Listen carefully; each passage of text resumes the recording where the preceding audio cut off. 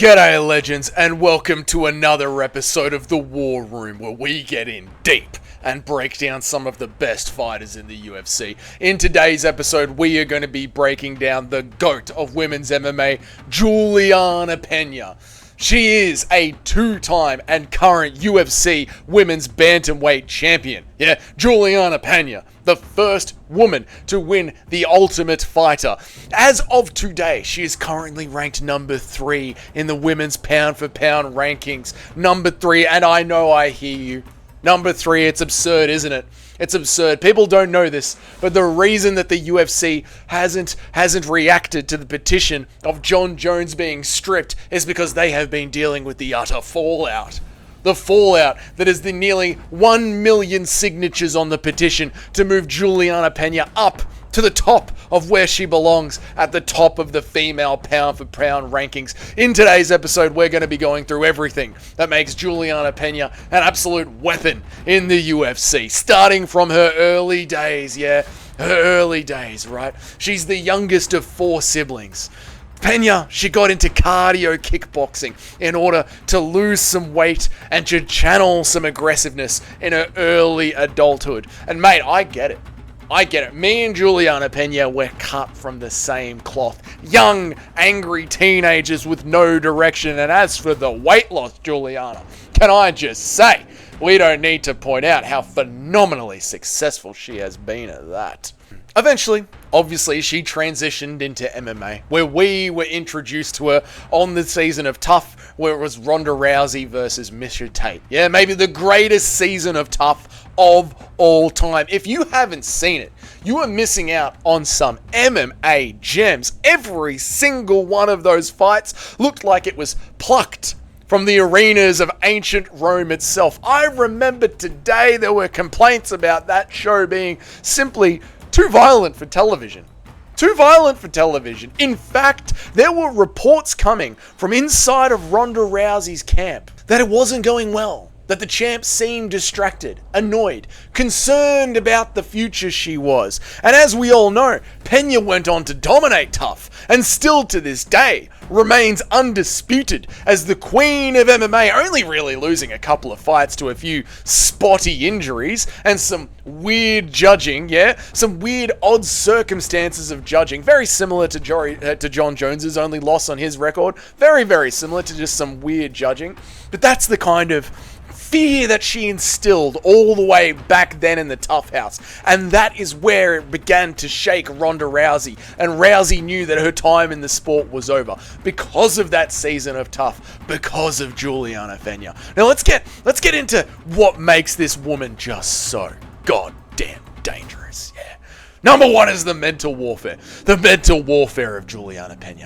Julianna Pea is the master of mental manipulation. Famously, she herself has already tried to coke back Amanda Nunes, embarrassing her in the press so much that Amanda Nunes wants to jump back into the game. In fact, let's just together quickly now take a clip of Julianna Pea breaking the mind of the former WMMA GOAT, so-called, with a classic mix of a Nate Holloway and Nate Diaz combination. Watch the way that Julianna Pea lights her up right here.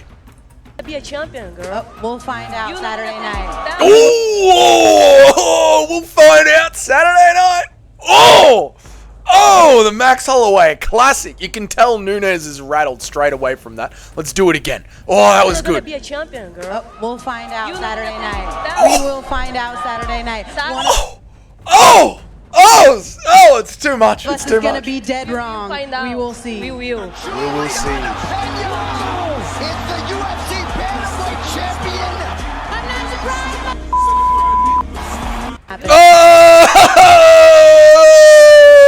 I'm not surprised. I'm not surprised. I'm not surprised, motherfuckers. Mental bloody warfare. She's the GOAT. She's the GOAT of dragging you down into those dark waters. It's like how Jose Aldo wanted to destroy Conor McGregor. That's what Julianna Pea does when she gets into your head. That's how good she is. But it's not just the mental warfare. No. Well, all fights, they start on the feet. So let us with our deep dive into Julianna Pea. Start on the feet as well. It comes down to her striking, right? The striking. The speed, the power, and the grace of Lyoto Machida. Matched with the power of Francis Ngannou and the creativity of Dricus du Plessis. That's really the only way to describe the mastery that we see on the feet of Julianna Pea. Watching Peña strike is like watching a conductor with an orchestra, not knowing which instrument will come in yet. Still playing a perfect melody. I mean, look at some of these strikes. Look at her clip Nunes with this clean left. It's absolutely beautiful. And then she goes and just throws a power straight right down the pipe. Bang does that land on Nunes. I mean, you can't appreciate the mastery of the striking like this. If you don't see what I'm seeing here, I cannot help you. And then the next thing that she throws is truly unfathomable. That's right, Julianna Pea launches at Amanda Nunes with a double strike. I mean, who does that? Who does that? Who lands a double strike on Amanda Nunes? Nobody does that. Yeah? Nobody does that. And then we move on to the grappling. The grappling is so... Oh, the grappling. The grappling. God, don't get me started. Don't get me started on the grappling. It's grimy. Yeah, it's dirty. Yeah, it's easier to be caught in the trenches of World War I, yeah, than to be up against the cage when Peña's pushed up against you, yeah? The hundreds of thousands of victims lost at the Somme were fortunate compared to someone that is having Julianna Peña's dirty grappling style initiated against them unwillingly. I mean, here she is, right? She's got Nunes, and in this transition, yeah, Nunes has been rocked by the Robin Hood accuracy of Julianna Pea, by the jab, and Peña's on it. Peña's on her, pushing her into the cage, and it's like a Rocky movie, yeah? She's working the guts of Amanda Nunes like it's a bad menstruation. I mean, boom, with the nasty knees up the middle, straight to the womb, mate. Fucking get aborted, mate. Yeah, if you're in a super red state, no worries, man, no worries. Just send in Julianna Pea. The grappling against the cage is disgusting. Disgusting. And of course, people up against the cage, they just wilt. They just absolutely wilt. They fall to the floor. And this is where Julianna Peña's super underrated submission game comes in. Yeah? The only way to describe Julianna Peña's submission game is, quite frankly, Charles Oliveira-esque. Charles Oliveira-esque. She sets up traps, mate. She moves in the shadows. She's like the Illuminati. Yeah, you think you're beating her at X, but really what she's doing is she's hitting you with Z. Yeah, like a house of cards. She hits the bullseye until it's checkmate, baby. Here she is, right? Here she is. She's allowing Amanda Nunes to jab and enter down to jab at her and to land her onto the ground. But what Julianna Pea wants to do here in this next transition is exactly what Charles Oliveira does. Setting up the trap with getting Amanda to follow her to the ground. You can clearly see her latching up the Kimura on the left arm, and if you really zoom into this closely, I think we can all agree that what we see on Amanda Nunes' face is panic. Absolute sheer panic and terror as Amanda realizes that her arm is about to be torn off her body like a Taiwanese zookeeper, like a Thai zookeeper looking after a crocodile. She's about to be entered into a death roll. That is what is going on here. And you'll notice that there's only 13 seconds left on the clock. If it wasn't for the bell going off, her arm would have been ripped out of her socket, and to this day, Amanda Nunes would be walking around as a cripple with one arm. And I think we can all agree on that. We can all agree on that. And there you have it, boys. There you have it. I think we can all agree, after the evidence that I have provided you on this deep dive in Dougie's Corner's War Room, that no matter where the fight goes, whether it's the mental warfare in the pre-game, whether it's the standing exchanges, whether it's the grappling, whether it's the subs on the ground, there is nowhere that Julianna Pea cannot take this fight. She is the master of all trades, the unifier of the Infinity Stones, the woman of all women. And quite frankly, to even have this division open, the competition, after the reckoning that Julianna Pea is going to unleash on Kayla Harrison at UFC 316 is an injustice and a punishment.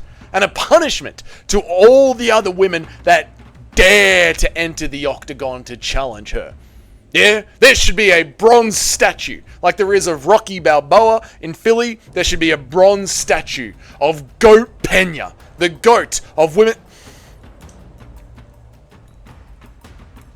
Maybe even one of the goats of all of MMA. Maybe even one of the goats of all of MMA. There should be a bronze statue of her cast in front of the apex. I cannot wait for Saturday night. UFC 316, Julianna Pea versus Kayla Harrison with a post-main event fight of Sean O'Malley versus Merab Dvalishvili. Who cares? A postscript, if you will. A postscript. We all know what the real main event is, and it's Goat Peña. If this is your first time here, well then, g'day and welcome. My name is Dougie, and I make an MMA video every single bloody day of the week, mate. Every day of the week. And I go live at least 3 times a week. If you want to know when all that happens, you hit the subscription button down there, as well as the notification bell. Let me know down there in the comments section, how do you see Julianna Pea putting Kayla Harrison away? What method? What round? Yeah? What ambulance number is Kayla Harrison going to be sent to the hospital in? You think Macy Barber was in bloody trouble, mate? Kayla Harrison is up next to be the next photographed woman in the UFC, getting us information from a hospital bed. Yeah, leave a like if you liked the video, and if you're one of the paying members of the channel, thank you so bloody much. Your names are up on the next slide, and until then, I'll see you all in the next video. Good night. Good night.